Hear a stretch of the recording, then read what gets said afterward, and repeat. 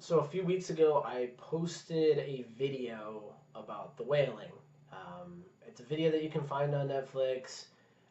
It's a Korean movie. It's one that I really, really enjoyed. I posted it, and it's turned out to be one of my more successful videos, at least one that I haven't had to go out and promote. So I figured on top of kind of like the normal movie reviews I'm going to do, I thought, well, why not look at some movies that I enjoy on Netflix? Some of them might be pretty old ones that I've seen a long time ago, that are maybe just recently brought back onto Netflix, or I don't know, maybe I saw them, recently. I just didn't post a video on them, but there are some good ones sitting out there on Netflix. So I thought, what the heck? Why not go over maybe some of my favorites first and start a whole new series just based off of movies that you can go see on Netflix right now? So I thought I'd kick it off with probably close to one of my favorite animated films.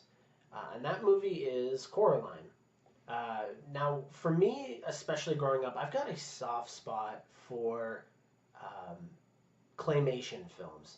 I remember distinctly watching The Nightmare Before Christmas when I was a child, and I remembered watching these old movies with my dad. I think it was Jason and the Argonauts, which I don't know really exactly how old those movies are. They're old. They're old. They used to have these giant claymation skeletons kind of fighting along actors, which is really cutting edge in its time. And I've always just had a soft spot for that type of animation. It's painstakingly long and arduous to go through. So watching a really well-made claymation film is really special to me. And I'm just always excited when I see a new one kind of coming down the line. Tim Burton, obviously, has made a few over the years that are great. Corpse Bride is awesome. Frankenweenie was pretty good too. But my personal favorites are Leica Studios. Leica Studios has put out Paranorman. They put out Box Trolls, and most recently, one that I also really enjoyed was Kubo and the Two String. But out of all of them, Coraline is always the one that I tell people to go watch. Incidentally, it was also the first movie that I saw in the theaters with 3D glasses and walked out of there and finally understood how 3D movies can actually be enjoyable. I never liked 3D up to that point. It was always really blurry. But in this movie, it just gave it depth. So it just felt more open. It felt like it was occupying more space. Wasn't doing gimmicks about throwing things in your face or anything stupid like that. It was just really focused on just giving you some depth for the characters to kind of roam in, and it was awesome. Coraline itself, at least story-wise, it's kind of classic in the sense that it's a coming-of-age child who's upset with her parents, but learns to love and appreciate her parents by the end of the movie. We've seen these types of movies, but what makes this one special is it kind of delves into things that are kind of creepier and darker, and she's kind of going into new worlds. And that kind of stuff, again, really, really speaks to me. It really sits out with me. One of the key features of this movie, at least for me, is the colors. Love the colors in this movie. There's a specific scene where she's in this other world and she steps out into this garden that her dad is going through, and the colors just pop. The reds, the blues, the yellows, they're just really bright, and it's a dark scene with just very vibrant colors. And that anytime I think back on this movie and the things that I loved about it, that's always something that sticks out to me. It's just these beautiful colors that sit throughout it. It's just throughout the whole movie. It's really great. I think it's something that, again, it's really special to me when I think back on the movie. The characters in this movie are really whimsical. They're fun, vibrant characters. The guy that lives upstairs from them, he has, I guess they're rats. I don't remember exactly what they are. They're these little rodents that he trains in a circus.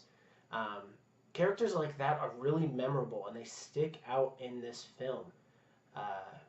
And I think that's kind of important in this type of movie, to have characters that you can go back and remember.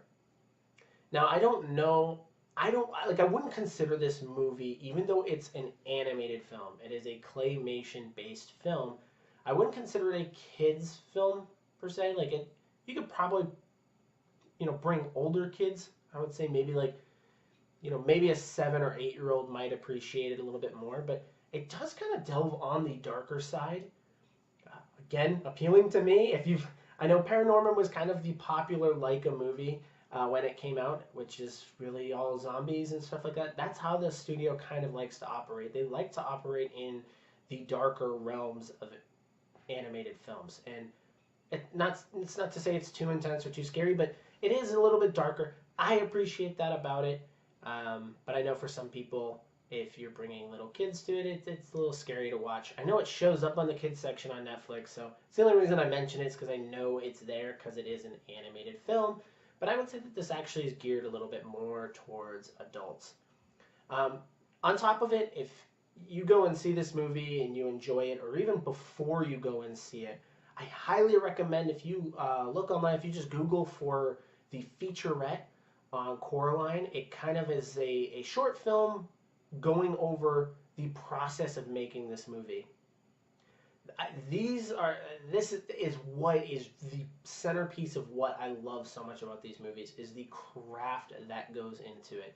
And that's not to say that, CGI films like Toy Story or really anything Pixar is doing or even Disney is doing these days, so it doesn't take talent, but there is something special to handcrafting an entire set and the individual pieces that they have to build from the ground up. Even the facial expressions made by each character has to be done, taken one shot, slight movements, one shot. Watching this featurette, you really come to realize just how much painstaking work goes into it. It's surprising to me that every few years they put out a new movie. You'd think that it would take a lot longer than it does to make these types of movies just because of how much work goes into it and how much they have to handcraft from the ground up. So if you get some time, go look at the featurette. It's really special stuff. So yeah, I can't recommend enough. Coraline is one of my all-time favorite animated films. It's absolutely up there, at least in my top 3. It's sitting on Netflix right now, and if you love it, Kubo and the Two Strings is coming up right around the corner. I just saw that it was coming out with a bunch of the April movies. Probably my second favorite Leica Studios movie. Not quite as great as Coraline. Coraline's still the best to me, but it's pretty darn good. So go check those out. Learn to love these types of movies as much as I do because they really are a special treat. And I hope Leica Studios just keeps pumping these things out because every one of them is something great to watch. But anyway, that's it for me this first time around going over a Netflix movie. Again, I'll be scouring through looking for some of my all-time favorites sitting on there, and I will just keep posting on those. So let me know what you guys think about it. Again, like, subscribe. Let me know if you guys have any suggestions for maybe movies that I should be checking out. Maybe there's something on Netflix that you found that's different and special and something that you love. Let me know what it is. I want to go check it out. I love watching movies, so any kind of excuse I get to go to see more movies is awesome. So until next time, you guys take care.